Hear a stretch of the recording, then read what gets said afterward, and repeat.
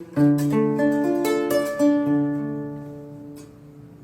mieux comprendre le budget de l'État, le ministère du Budget, à travers la Direction générale du budget, met à votre disposition le budget citoyen qui décrit en langage simple le contenu et la structure du budget.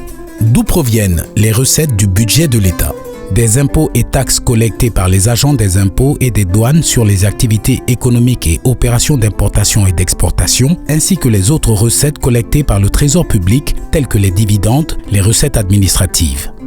Le montant total des recettes du budget de l'État au titre de l'année 2022 s'élève à 26 064 milliards de francs guinéens.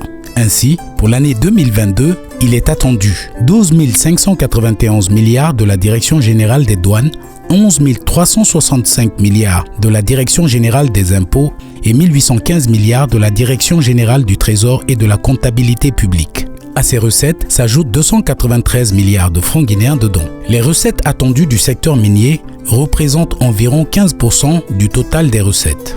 À quoi servent ces recettes? À financer les priorités du gouvernement traduites dans les dépenses. Les dépenses totales sont évaluées à 30 608 milliards de francs guinéens. Ce montant est reparti entre les dépenses courantes pour un montant de 19 246 milliards de francs guinéens, soit 63% du total des dépenses pour assurer le paiement des salaires, le fonctionnement courant des services publics et les subventions pour soulager les ménages, factures d'électricité, appui aux produits de grande consommation. Les dépenses d'investissement à hauteur de 11 362 milliards de francs guinéens, soit 37% du total des dépenses annuelles prévues pour la construction des infrastructures routières, des bâtiments administratifs, des hôpitaux, des écoles et d'acquisition d'autres équipements. Par rapport à 2021, les dépenses d'investissement progressent d'environ 14%. Les principaux projets d'investissement prévus en 2022 concernent le renforcement du système de santé, 1085 milliards de francs guinéens, le programme d'appui aux collectivités à travers l'Agence nationale des collectivités locales ANAFIC, 969 milliards consacrés essentiellement à la construction et à l'équipement d'écoles, des postes de santé, des marchés, des opérations d'assainissement. La construction et la réhabilitation des voiries urbaines à Conakry et la construction des échangeurs de Matoto et Kagbele, 407 milliards. La réhabilitation de la route Koya-Mamou-Dabola, 307 milliards. La construction du complexe WACF 2, 177 milliards.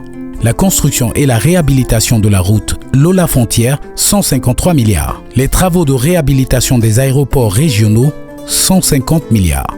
Le projet d'autonomisation des femmes et filles, 152 milliards. La construction de 5 ponts de désenclavement à Conakry, 143 milliards. Enfin, pour l'équilibre du budget, l'État fait recours, en plus de ses recettes, aux emprunts et appuis des partenaires au développement pour un montant total net de 4 544 milliards de francs guinéens. Ces opérations de financement concernent essentiellement les bons du Trésor, les obligations du Trésor, les emprunts obligataires, les emprunts extérieurs, les droits de tirage spéciaux DTS.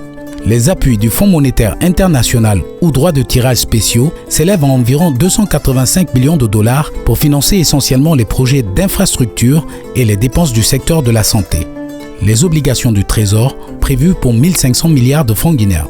Par ailleurs, des efforts de réduction d'arriérés de paiement sont prévus pour 2123 milliards de francs guinéens au titre de l'exercice 2021 et de la dette intérieure auditée pour 400 milliards de francs guinéens.